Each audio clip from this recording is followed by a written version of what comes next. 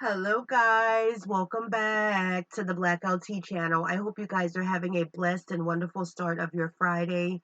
We're going to go ahead and get into some updates surrounding the Kada Scott murder. If you're here, thank you so much for joining me. I really appreciate all of you guys. Do me a favor, thumbs up the video. It doesn't cost you a thing. Make sure that you're subscribing to the channel if you have not yet and turning on those notification bells because you guys are made aware each and every time I do bring you videos. All right, so it looks like the medical examiner has found that Kada Scott died from a gunshot wound to the head, guys. We're going to take a look at the cause of death, and y'all know what we do. We get right on into the information. One by one, we have seen people arrive here at this memorial for Kada Scott, bringing with them flowers, pictures, and lighting candles. We've also seen people share prayers out here. Those who know her tell me that she was young and full of life and didn't deserve this. I just came out here to say a prayer for her. Outside Ada Lewis Middle School. Her first job. You know what I mean? I gave her first job. Separate stories brought Jay Shine Yancey and Aisha Gardner to the same spot, a memorial to honor 23-year-old Kada Scott. I got a little emotional because I could feel it. I feel her spirit, and it's sad that she had to go through what she went through. The memorial at the front of the vacant school's campus was glowing with candles, flowers, and pictures of Kada. It's very sad, you know what I mean? Because she was always happy. Just days after Kada's body was found on school grounds, the medical examiner's office confirmed Kada Scott died by homicide, a gunshot to her head. Keon King, the man arrested in connection to her disappearance, went before the judge today, now facing multiple charges, including murder, robbery, theft, abuse of a corpse, and tampering with evidence. The family tells NBC 10 they're overwhelmed by all of the support. It has definitely touched everyone, and I definitely appreciate everyone. Kada's cousin, Ayanna Scott, is turning her pain into purpose, calling on the community to stand strong for others who are missing or going through traumatic situations. I truly believe that we should come together as a community like this for any missing person or anything like that. We have to get back to just policing and protecting our own community. While investigators are still searching for a second person in the case, those who know Kada say they hope her family can find peace. She didn't deserve that. You could have let the girl go. Everybody loved her. She was the love of the life. King is being held without bail tonight. He is set to go back in court November 10th. In Germantown, Kelsey Kushner, NBC 10 News. All right, guys, so let's go ahead and get into it. So days after her remains were found at a vacant elementary school, the medical examiner's office has revealed the cause of death for Philadelphia woman Kada Scott. Thursday morning, the examiner's office revealed that Scott died after being shot in the head. Kada Scott's death was caused by gunshot wound of a head. The manner of her death has been declared a homicide. Her date of death is listed as October 18, 2025, the medical examiner's office said in a statement. We all know that she probably died 30 minutes after, so it was definitely most likely on the 4th, but the medical examiner's office can only actually declare you deceased when they find you. So the information comes just one day after Keon King was charged with her murder. Also, Scott's remains were discovered on October 18th. Officials initially said that investigators believe Scott was killed around 20 to 30 minutes after she disappeared from work on the night of October 4th. After King was charged with Scott's death on Wednesday, court documents revealed that before she died, Scott was contacted out of the blue by King, giving her his new cell phone number. 2 days after the initial brief exchange, police claim Scott texted King the phrase, "Kidnap me again," to which King replied, "Better be up to." That evening, Scott was kidnapped, allegedly by King, from her workplace in North Wales, Philly. Under an hour later, police believe she was dead. In the hours and days after her slaying, court documents claim King and at least one other person repeatedly visit the vacant middle school on the 6100 block, where Scott's body was eventually discovered. King was then charged with murder and other offenses in Scott's death. Court documents obtained by NBC 10's news gathering partner, KYW News Radio, revealed a more detailed timeline on Scott's disappearance as well as King's alleged actions both before and after Scott's death. On October 2nd, Scott revealed a text that read, "Yo, Kada, this my new number," according to the criminal complaint. Scott then replied by asking, "Who this?" The other person then identified themselves as Kale. Investigators identified Kale as Keon King. On October 3rd, around 11:30 p.m., Philadelphia police responded to the 6600 block for a vehicle theft in progress. A delivery driver told police they had left a 2008 black Hyundai Accent hatchback running and unlocked when a man dressed in all black entered the vehicle and drove off northbound. On October 4th at 10:07 a.m., Scott texts King, "Kidnap me again," to which King replied, "Better be up too." According to the criminal complaint, the two then planned to meet later that night according to investigators. On October 4th, around 9:45 p.m., Scott left her family's home along the 8300 block street in Philadelphia to head to her overnight shift at the Terrace at Chestnut Hill, a nursing home on the 400 block of East Avenue. A co-worker at the nursing home told police they last saw Scott around 10 p.m. that night outside her workplace. According to that co-worker, Scott appeared to be upset and was overheard saying, "I can't believe you're calling me out about this shit." Scott then walked toward a dark-colored SUV that was parked outside the job. The SUV left immediately after, according to the criminal complaint. According to the criminal complaint, Scott and King then had one last exchange at 10:09 p.m. that night, which read, "Call me when you are here." The phone that King allegedly used was registered to another person, investigators said. Police say the cell phone data showed King and Scott were together in the area of 495 East Avenue around 10:15 p.m. that night and traveling eastbound toward Mount Pleasant Avenue. Investigators said there was a total of 12 phone calls made from Scott's phone between 9:25 p.m. and 10:12 p.m. that night. After 10:24 p.m., there was no more contact with her phone, according to the criminal complaint. Surveillance video then showed a dark-colored vehicle pulling into the parking lot at the recreation center at 10:28 p.m. that night and backing into a parking spot near the playground across the driveway from the middle school at the 6100 block. Police believe the vehicle was stolen. Hyundai Sonata, according to the criminal complaint. A person was spotted in the surveillance video exiting the vehicle and walking through the playground grounds to the fence line between the rec center and the school. Cell phone data also showed that King traveled to the auditorium in Philadelphia's Germantown neighborhood around 11 p.m. that night before returning to the area of 5500 Belmar Terrace, according to the investigators. The next day, on October 5th, Scott's family reported to police that she was missing after she never returned home from work.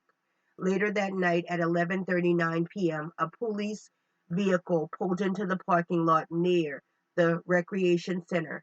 The vehicle parked near what appeared to be King's Toyota Camry, according to the criminal complaint. Surveillance video then showed two people exit the Camry. One of the individuals was on foot, while the other appeared to be riding a motorized scooter or an e-bike, investigators said.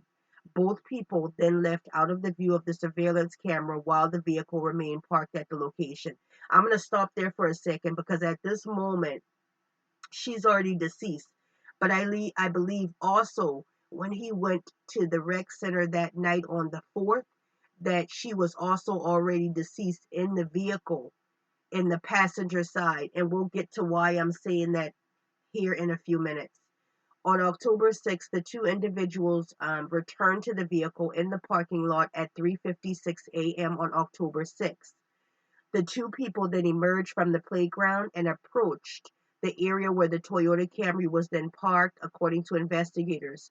One of the individuals motioned towards the other vehicle parked in the area. The second vehicle then exited the parking lot. The two individuals then approached the Toyota Camry and removed a heavy object consistent with a human body from the passenger side, according to the criminal complaint, because then they removed her body the next day.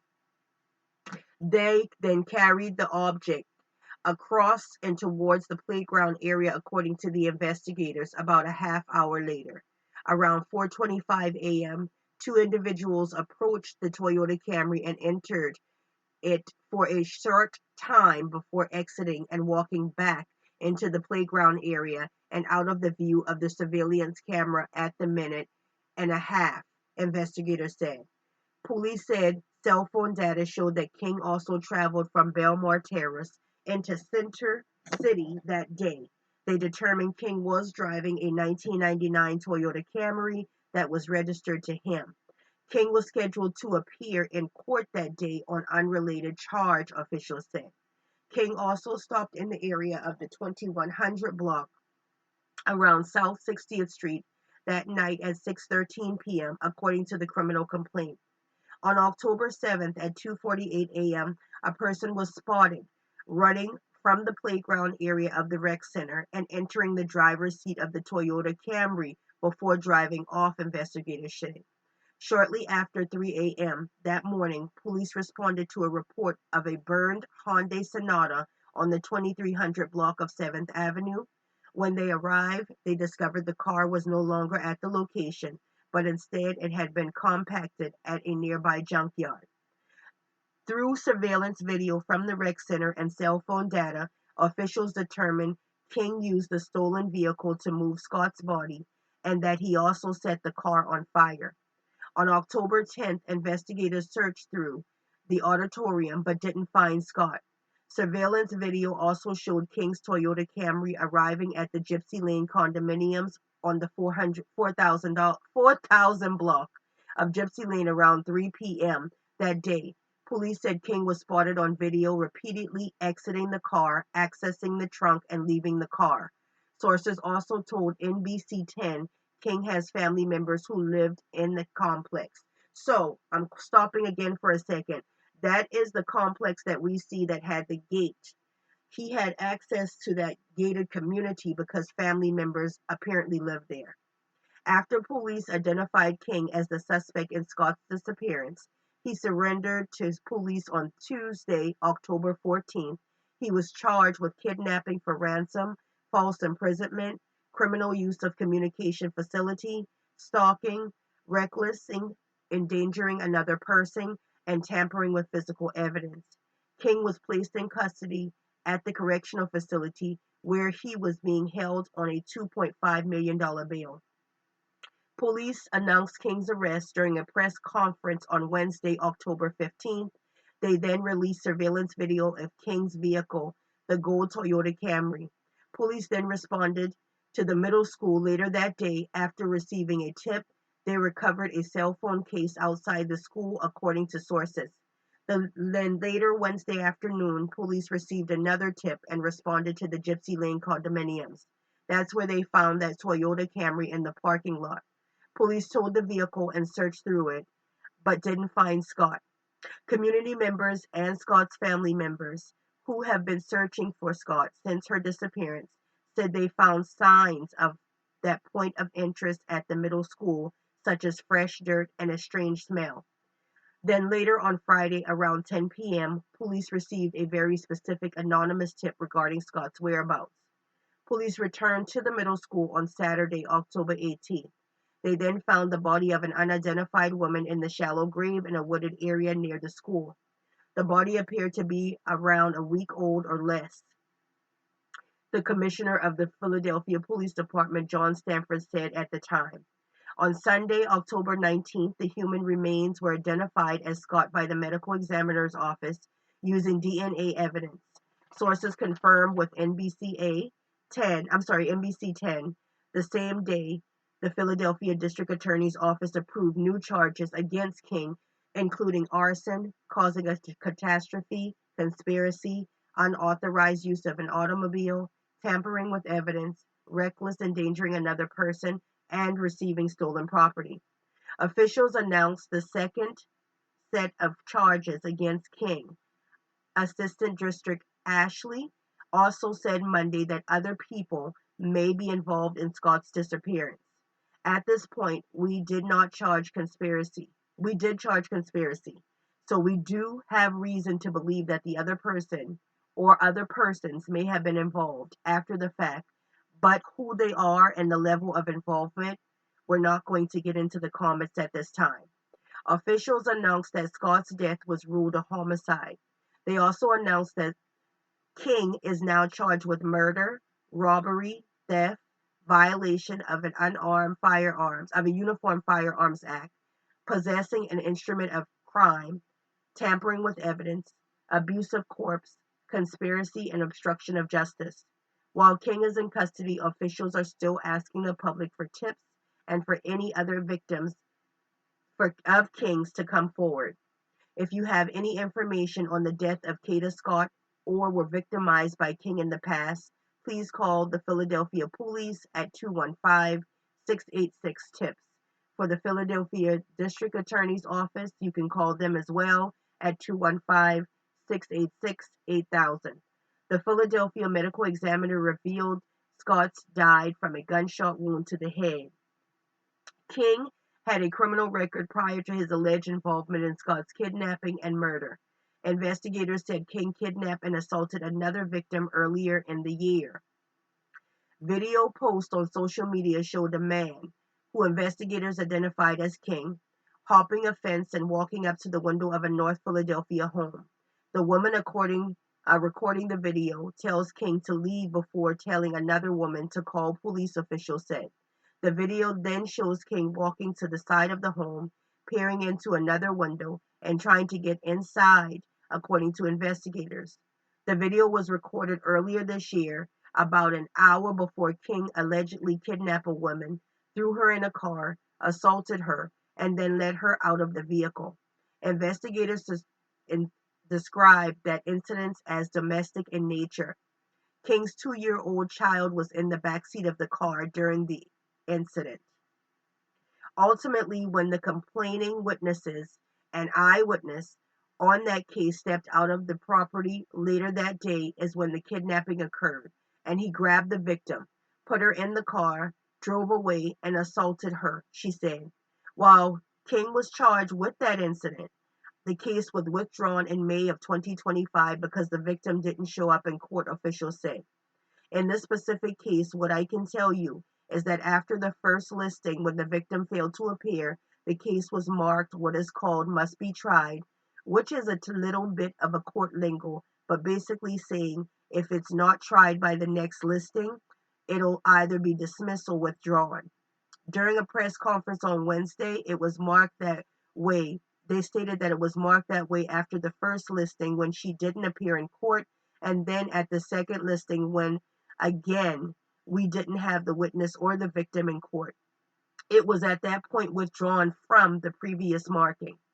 The charges against King in connection to the earlier kidnapping were refiled on Tuesday, October 14th, following his arrest and Scott's disappearance. Philadelphia District Attorney Larry, who has faced criticism over the withdrawal of King's earlier kidnapping case, placed the blame on the cash bail system.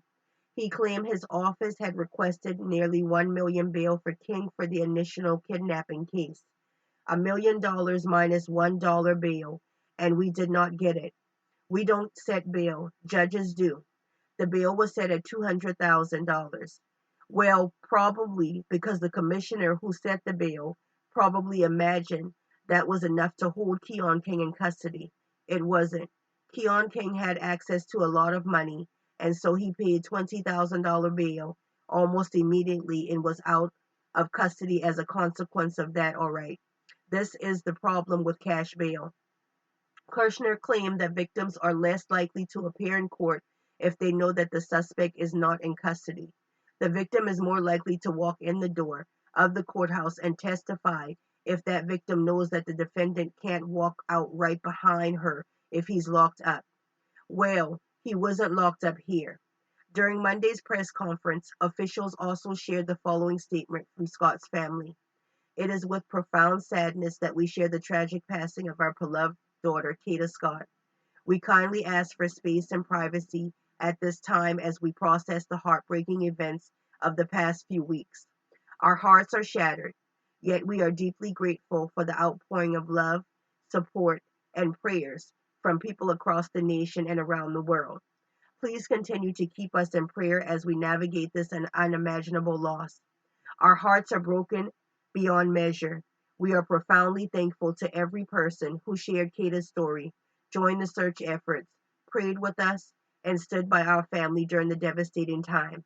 Your compassion, love, and strength have carried us when we could not carry ourselves. Kata was deeply loved. Her light, kindness, and beautiful spirit will forever remain in our hearts. We also wish to extend our heartfelt gratitude to Mayor Cheryl Parker, the Philadelphia Police Department, all first responders, local volunteers, community organizations, and media outlets, as well as everyone who worked tirelessly to help find our daughter.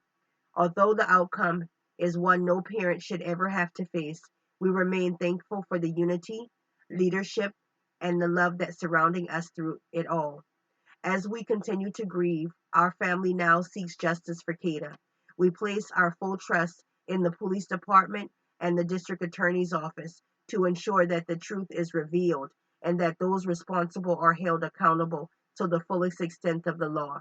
Please honor Kada's memory by showing kindness and care to one another, just as she did every day of her life. With love, strength, and gratitude, the family of Kada Scott. A candlelight vigil for Kada took place on Monday, October 20th at 4 p.m. at the vacant middle school, the same location where her body was found over the weekend. Kada Scott's cousin, Lona Scott, tells NBC 10 she wants to make a difference. She saw what the investigators called the unprecedented amount of attention on the case from the community. I truly believe we should come together as a community for any missing person or anything like that. We have to get back to policing and protecting our own communities, Lona said. It was definitely touched everyone. And I definitely appreciate everyone because it should not have to hit our backyard for us to act on it. She also says her family is overwhelmed by all the love. Scott saw all the vigils and searches done by the neighborhood. Philadelphia Council member Anthony Phillips, who represents the Ninth District, also revealed during the press conference that his office is accepting donations for Scott's father, mother, and sister. Those items include self-care items, toiletries, comfort and relaxation products, gift cards, and non-perishable food items. Anyone who wishes to donate to the Scott family can drop items off at the Wadesworth office on 1514 Wadesworth Avenue in Philadelphia, Pennsylvania at the following times: Tuesday, October through Friday, October 24th, from 8:30 a.m. to 4:30 p.m. Saturday, October 25th, from 9 a.m. through noon.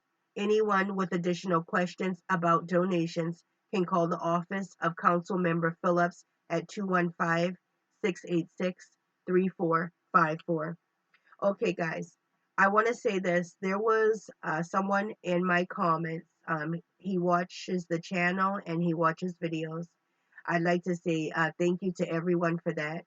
But for the gentleman that spoke and said that he knows Keon, I'm interested in having a phone call with you. I am able to get you my telephone number. I've placed my email in the comment section.